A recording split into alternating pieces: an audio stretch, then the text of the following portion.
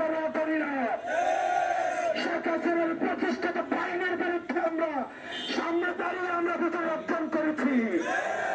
আপনারা যদি মনে করে থাকেন আমাদের প্রতিরোধ করবেন, আমাদেরকে আপনারা প্রতিরোধ করবেন, আপনাদের ক্ষমতাকে আপনারা প্রশস্ত করার জন্য আমাদেরকে বাধা মনে করলে আপনারা মাইনাস করে দিবেন, তাহলে আপনারা ভুল ভাবছেন। আমরা খুনি ফ্যাসিস্ট শেখ হাসিনাকে উৎখাত করেছি তার লিগেসি মেনটেন করার জন্য নয়।